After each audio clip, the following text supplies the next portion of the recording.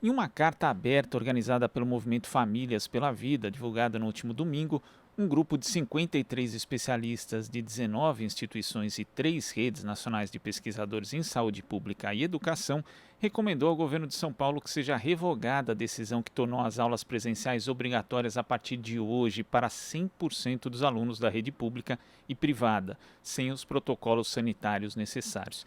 E para conversar conosco a respeito, nós temos aqui a professora da USP, coordenadora científica da Rede de Pesquisa Solidária em Políticas Públicas e Sociedade, integrante do Observatório Covid-19, Lorena Barberia. Bom dia, Lorena. Bom dia, bom dia. E temos também aqui o cientista de dados, coordenador na Rede Análise Covid-19, sempre conosco aqui no Jornal Brasil Atual, Isaac Schwarzhaupt. Bom dia, Isaac. Bom dia, Glauco. Bom dia, Lorena. Bom dia. Lorena, estava verificando aqui o último boletim da Rede de Pesquisa Solidária e ali dizia que os governos estaduais e municipais do país acabaram flexibilizando precocemente a política de fechamento, a política de reabertura, né, de fechamento no caso, promovendo a reabertura das escolas, sem tomar medidas como, por exemplo, ampliação da testagem e o reforço de iniciativas preventivas. No caso específico do estado de São Paulo, o que deveria ter sido feito para garantir a segurança sanitária da comunidade escolar e acabou não sendo feito para esse momento agora de volta obrigatória às aulas? Então, é super importante reforçar que com a abertura agora, o 3 de novembro, o que está sendo declarado e que está começando é o fim do distanciamento físico nas aulas e a obrigação da comparecer para essas aulas sem distanciamento físico. Então, a rede de pesquisa, ela tem sistematicamente avaliado os protocolos das escolas em todos os estados da federação. No caso de São Paulo, achamos algumas áreas muito importantes de melhorias necessárias. Esse foi o motivo do boletim que a gente produziu, foi justamente para procurar chamar a atenção quais são as medidas de reforço do protocolo em vigência. E o que nos preocupa muito neste momento é que estamos aumentando a capacidade dos alunos presenciais e diminuindo a proteção desse grupo. E isso é muito preocupante. Então, a gente está se juntando com várias redes, com vários pesquisadores, que estudamos a pandemia, que entendamos quão grave ela é.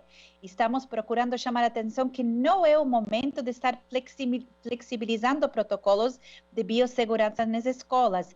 E por esse motivo, também deveríamos respeitar os pais que querem permanecer em casa e querem permanecer com os alunos participando por ensino remoto, porque a gente precisa respeitar que cada situação de cada família é a escolha da família que deveria tomar prioridade de proteger suas crianças.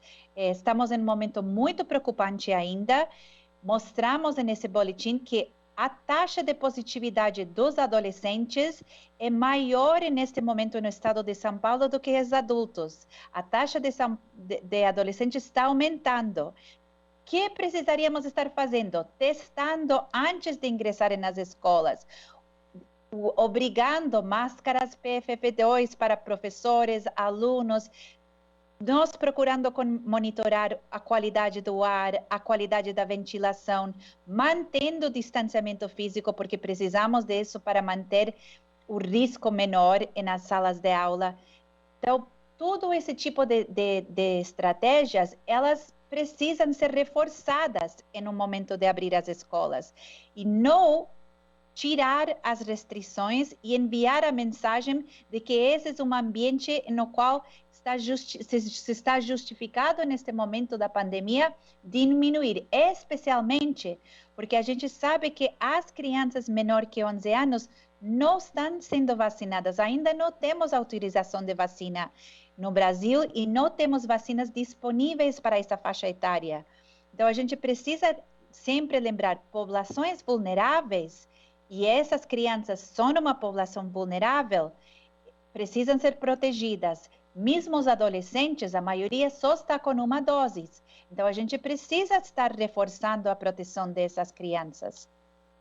E quando a gente fala de crianças e adolescentes, Lorena, o Isaac inclusive divulgou um gráfico de casos de síndrome respiratória aguda grave, né, por faixa etária no Brasil, considerando a semana epidemiológica 42 de 2021. E existe ali um grupo, né, da faixa etária de 0 a 9 anos que tem uma curva distinta, Isaac, em relação às outras faixas etárias. Então nós já temos aí, na verdade, uma quase estabilização, inclusive em termos de casos, em alguns grupos etários, o que mostra, evidencia que é um risco para essas crianças, não só para as crianças e adolescentes, mas para a comunidade escolar como um todo, para as famílias mesmo, uma volta dessa às aulas presenciais 100% sem distanciamento físico, Isaac. Com certeza, né? Pegando o gancho da fala da Lorena, o que a gente está fazendo com essa atitude é aumentar o risco. E a gente não deveria fazer nada que aumenta o risco. E nesse gráfico que é do Infogripe, né, da Fiocruz, eles têm todas as síndromes respiratórias agudas graves. Quando a gente pega 0 a 9, a gente sabe que não é só Covid-19, né? Tem outras gripes, né? Tem outra vírus sincicial respiratório. Mas o que isso indica para nós? Se a escola não está conseguindo barrar vírus menos transmissíveis que o SARS-CoV-2, significa que se tivermos um surto de SARS-CoV-2, né, de Covid-19 na escola, ele vai passar totalmente tranquilo, assim, o vírus não vai ter praticamente nada de segurança, a gente não está conseguindo segurar outras doenças que são menos transmissíveis. E a curva de síndrome respiratória aguda grave de 0 a 9 anos, ela está aumentando. Né? A gente pega de 10 a 19, de 20 a 29, de 30 a 39, a gente vê aquele movimento clássico da estabilização pós-queda. Está caindo, né? Começa a cair, começa a estabilizar lá embaixo, num piso muito menor, ainda bem, porque mostra que as vacinas funcionam, né? Essas faixas que estão vacinadas, reduziu um monte, mas parou de cair. Quando para de cair, a gente já liga uma luz amarela. Como parou de cair? A gente tem que cair e continuar caindo. Se parou de cair, mesmo que num patamar um pouco mais baixo, e a gente tem uma faixa etária não vacinada, que, como a Lorena disse, né, de 11 anos para baixo, ninguém está vacinado, aí o que eu faço? Eu vou lá e vou colocar todas essas crianças juntas, num ambiente que não está conseguindo barrar outros vírus e sem distanciamento, né, é um aumento de risco. E é um aumento de risco muito próximo do final do ano, que poderia ser evitado. E aquilo que a Lorena também falou do respeito aos pais que querem deixar seus filhos em casa, ou que conseguem, né, fazer ainda o ensino remoto, isso já diminui. A gente sabe que numa curva exponencial, quando tem uma curva exponencial que sobe, quando eu tiro lá 10, 15, 20% dos suscetíveis dessa curva, eu já reduzo ela muito, principalmente no começo. Então, fazendo isso, a gente também está não aumentando tanto o risco, né? Que a gente já está aumentando o risco desde o retorno normal, mas aumentar mais ainda o risco não faz muito sentido nesse momento. Isaac, às vezes eu observo ali suas interações no Twitter com pessoas que vêm com argumentos que são um pouco do senso comum, né? Como aquele, mas se estádios e bares estão liberados com lotação máxima, por que as escolas não podem estar? E na prática é aí que tem que ter mais cuidado ainda, porque um grupo pode acabar contaminando o outro, então é necessário ter justamente o controle da transmissão do vírus para depois fazer a flexibilização. Isso, exatamente por isso que a Lorena falou em testes, por exemplo. Testando, tu descobre onde é que está o vírus, onde está o surto, e tu consegue separar essas pessoas que estão infectadas ou potencialmente infectadas, né, que tiveram contato com alguém infectado, tu consegue separar elas, esperar o ciclo de contágio e elas não transmitem para ninguém. Um exemplo prático dessa fala, dessa tua pergunta, que é muito boa, é o que aconteceu na Inglaterra. A Inglaterra, a gente olha claramente, assim, a vacinação de adolescentes comparado com outros países da Europa foi muito mais lenta. Dá para ver no gráfico, eles demoraram muito mais. Aí o que aconteceu na faixa etária de 0 a 15, essa última onda que eles tiveram, então, tendo nesse momento, a curva de 0 a 15 é um absurdo, assim, parece um foguete. E as outras curvas não tanto. Só que o que aconteceu? Ficou só em 0 a 15, que já seria horrível? Não ficou. Depois que deu esse foguete em 0 a 15, começou a subir em todas as outras faixas etárias, inclusive nos idosos, porque esses adolescentes não vivem em uma bolha, né, numa cidade de adolescentes onde só eles moram sozinhos e eles não entram em contato só entre eles. Não, eles voltam para casa, para a mãe, para o pai, para o tio, para o avô. E aí isso gera um fenômeno que é o empilhamento de exposições ao vírus. Sabe? A pessoa ela está vacinada, ela digo um idoso, né, um adulto, ela está vacinada, mas ela fica se expondo ao vírus constantemente, toda hora.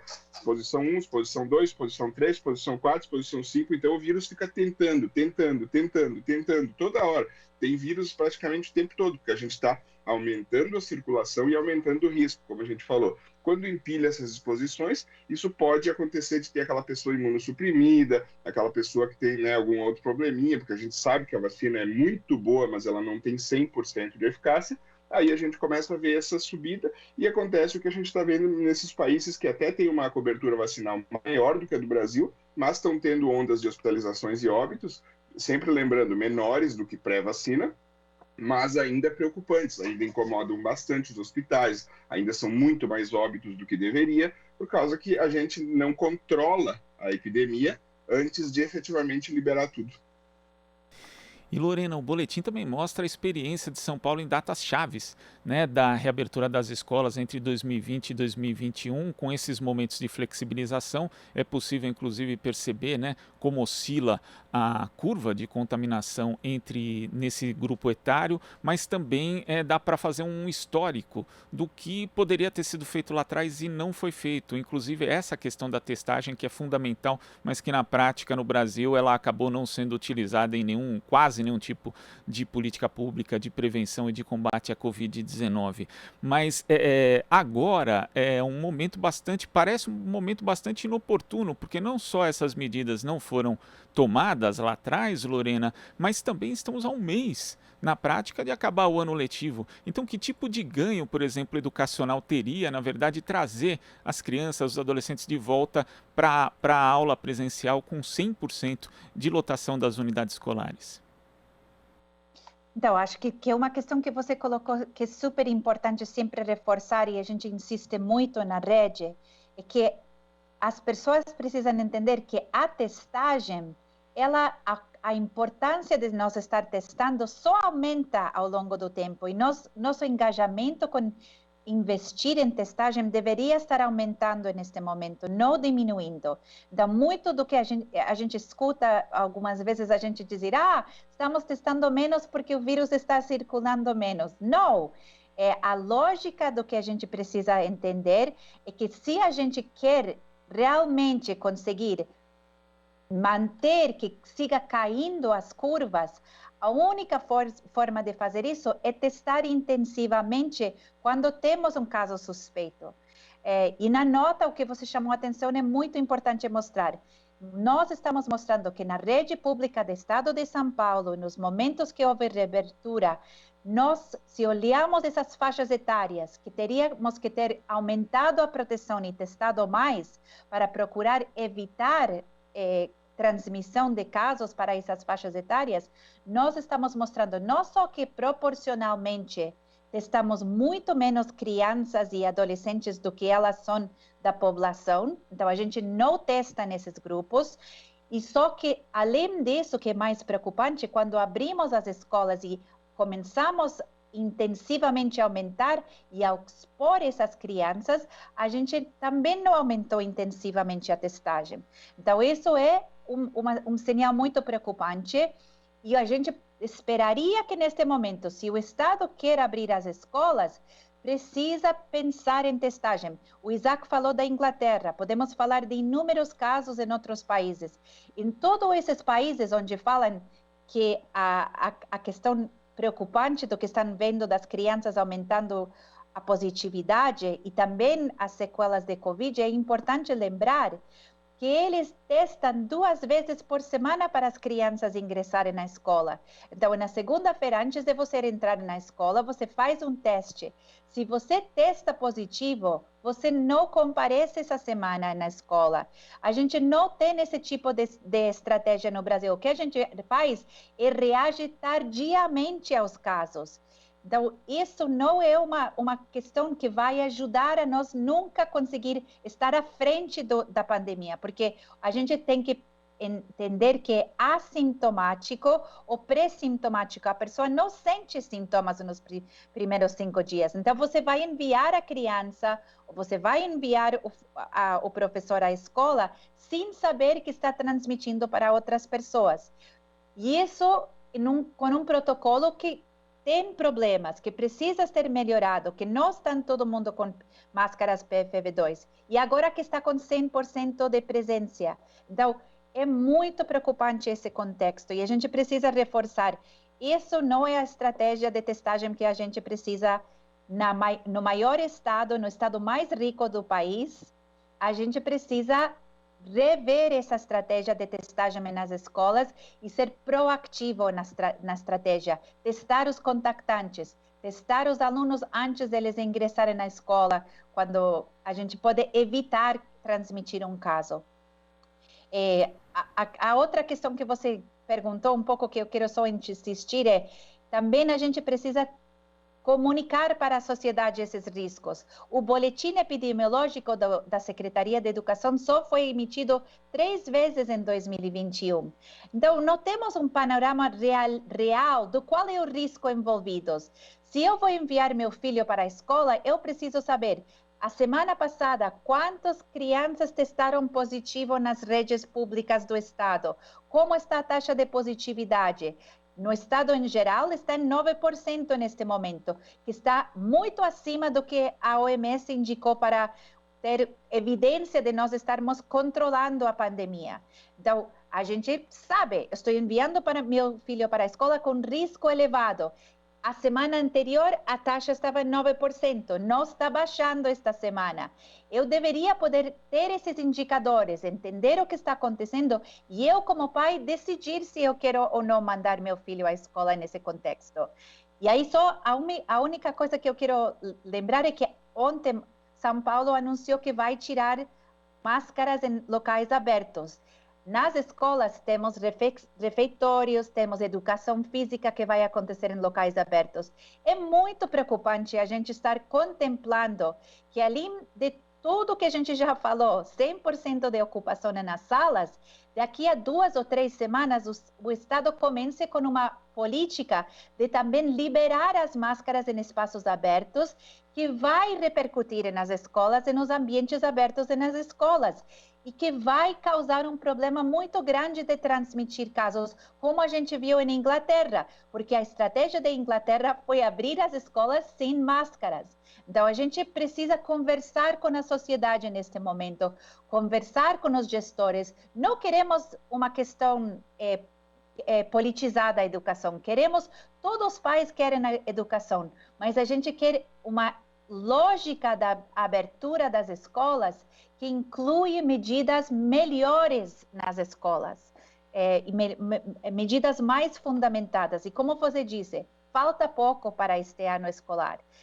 Mas isso não interessa, a educação ela é uma questão permanente. As crianças estão estudando em casa, então essas 5 semanas, finalizar em casa ou finalizar presencialmente, deveria ser a escolha dos pais como termina o ano letivo, não uma questão politizada de obrigar para prometer um risco menor que nós sabemos que nós não temos como garantir nesse ambiente de 100% de presença, com protocolos que não são suficientemente proativos em evitar surtos. Inclusive, muitas vezes, os alunos, os próprios pais, são quem conhece melhor a realidade escolar, a realidade da unidade de ensino. E o Movimento Famílias pela Vida foi, sexta-feira, entregar essa carta ao secretário de Educação do Estado de São Paulo, Rocieli Soares, e a gente vai até mostrar a imagem aqui para quem acompanha a gente pela TVT e também em nossos canais no YouTube. Essa foi a resposta do secretário. E ali ele deixou o e-mail dele para que fosse enviado. Quer dizer, uma atitude de não conversa, de não diálogo, e nesse aspecto, Lorena, é muito importante garantir justamente esses canais de participação, porque são as pessoas que conhecem a realidade da unidade de ensino e sabem, às vezes, o que precisa, o que pode e o que não pode ser feito ali. Se a gente quer abrir escolas, a gente tem que fazer isso juntos. Então, assim, isso é o que a rede está procurando, esta carta está fazendo, a gente se está juntando com essas famílias, se está juntando, tem redes do país inteiro que estão assinando essa carta, porque o que nós estamos dizendo é, nós estamos separados, estamos juntos, a gente quer ensino, a gente quer proteger as crianças, mas a gente tem que investir muito em ações concretas para isso dar certo. E a gente precisa dialogar.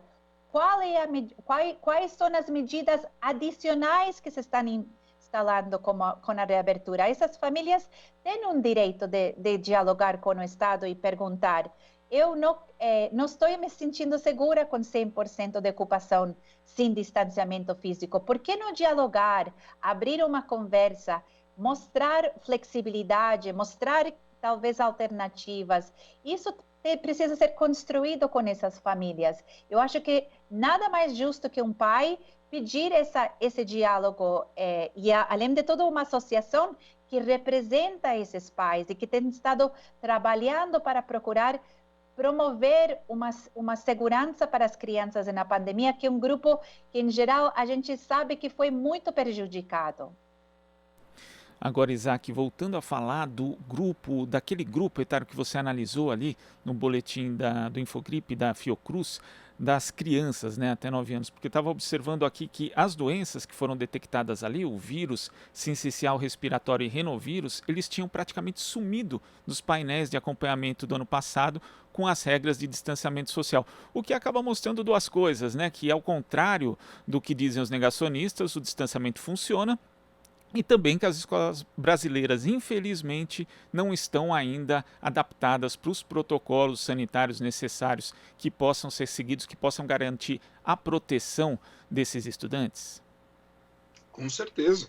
A gente está vendo surtos desses vírus agora em outubro, novembro, que é uma época totalmente atípica para a gente ter esse tipo de surto. A sazonalidade desses vírus só no inverno, ou seja, mostra que a gente conseguiu reduzir essas doenças, inclusive a própria gripe entre os adultos também. Se a gente olhar o vírus da gripe, chega ali em março de 2020, ele é derrubado e nós não temos aquele pico sazonal de gripe que a gente tem todo o inverno no Brasil, porque a gente conseguiu efetivamente derrubar essa doença, porque como a gente falou antes, a gripe é menos transmissível que a Covid-19. Então, com as medidas que a gente fez, a gente conseguiu derrubar. A Covid-19, a gente em 2020 teve um número altíssimo, e 2021 foi eu nem sei como chamar, foi mais do que altíssimo, foi um absurdo, né?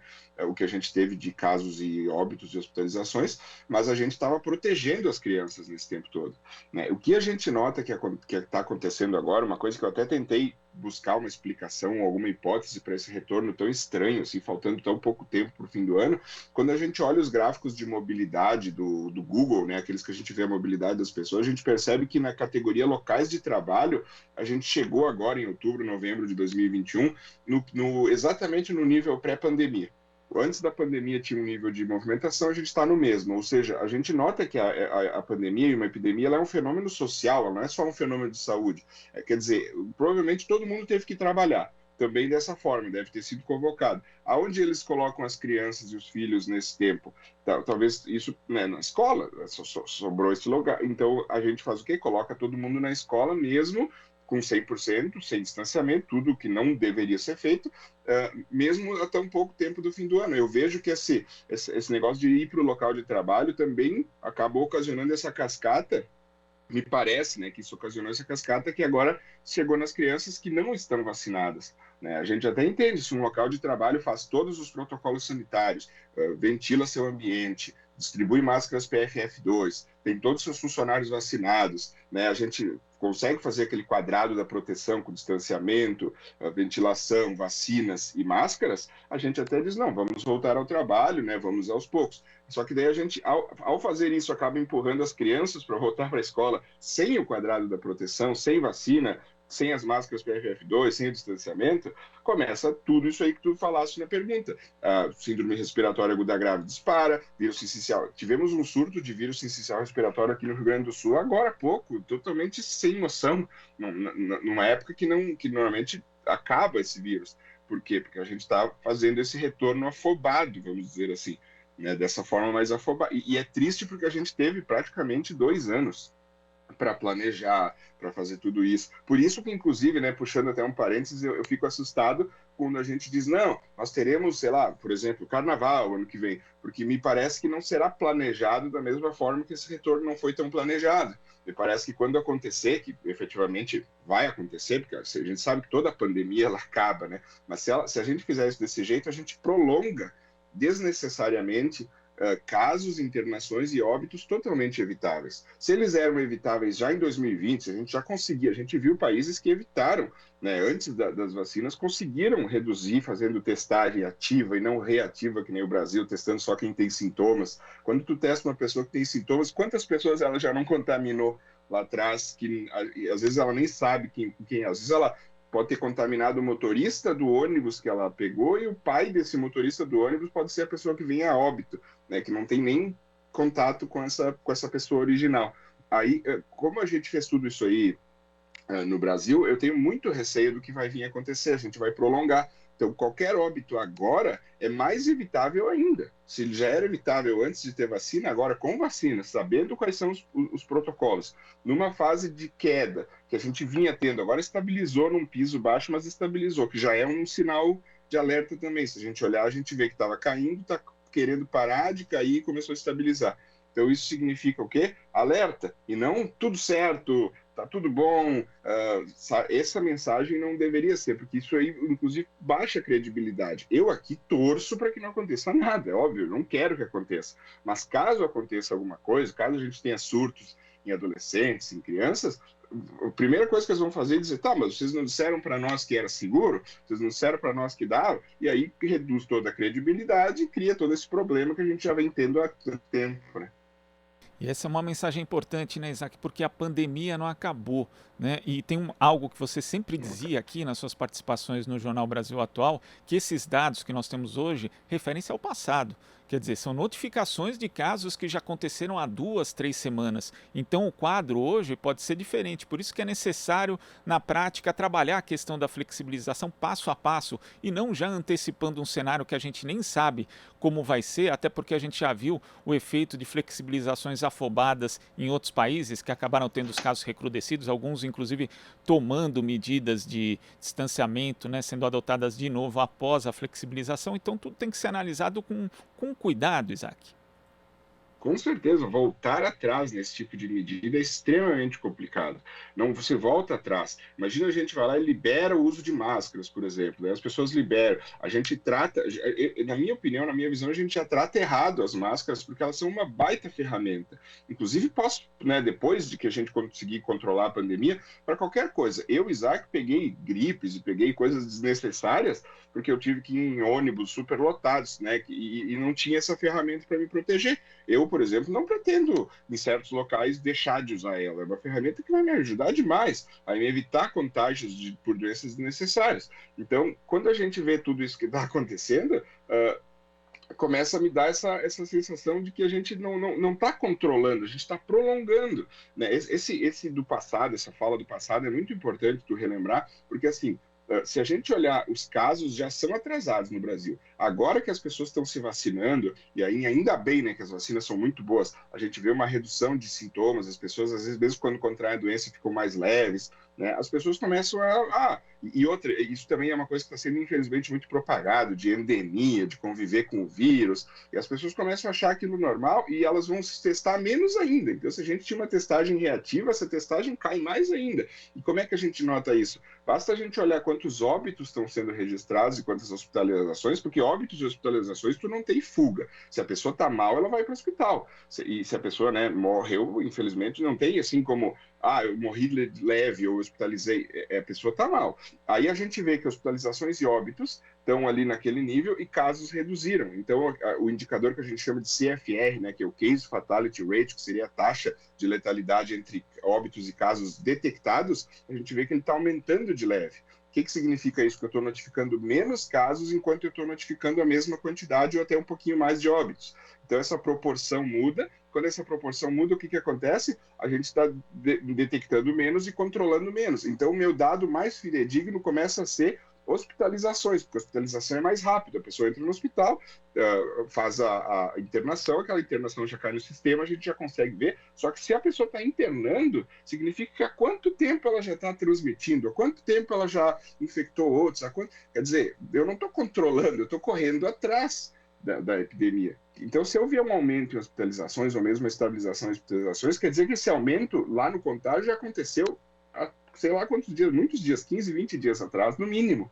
né, e aumento de infecções. Então, isso é uma coisa que eu vejo que não é muito falado quando eles dizem que está liberado, ou que terá carnaval, ou que podemos tirar as máscaras. Eles dizem que está tudo tranquilo, e isso a gente viu em 2020. A gente viu esse mesmo discurso, mesmo sem vacina. A gente viu o pessoal dizendo que estava tranquilo, quando a gente alertava, olha, está desacelerando a queda, lá em setembro, outubro de 2020. O pessoal dizia, não, acho que não vai ter segunda onda, estamos tranquilos. O otimismo, ele é legal, eu acho legal a pessoa otimista, só que o otimismo ele não faz nada por si só. Então, se eu for só otimista e não me preparar, não aplicar o princípio da precaução para me preparar para um possível problema, pode ser que eu caia nesse buraco ali na frente sem preparação para cair nele. E isso é o que mais me preocupa. Isaac, Lorena, eu queria agradecer demais a participação de vocês aqui sobre esse tema que é tão importante e até a próxima. Muito obrigada. Obrigado, eu agradeço muito a oportunidade. Sempre que precisar, estamos à disposição. Obrigado, gente. Conversamos aqui com a professora da USP, coordenadora científica da Rede de Pesquisa Solidária em Políticas Públicas e Sociedade, integrante do Observatório Covid-19, Lorena Barberia, e também com o cientista de dados e também coordenador na Rede Análise Covid-19, Isaac Schwarzhaupt. Você está ouvindo Jornal Brasil Atual. As notícias que os outros não dão.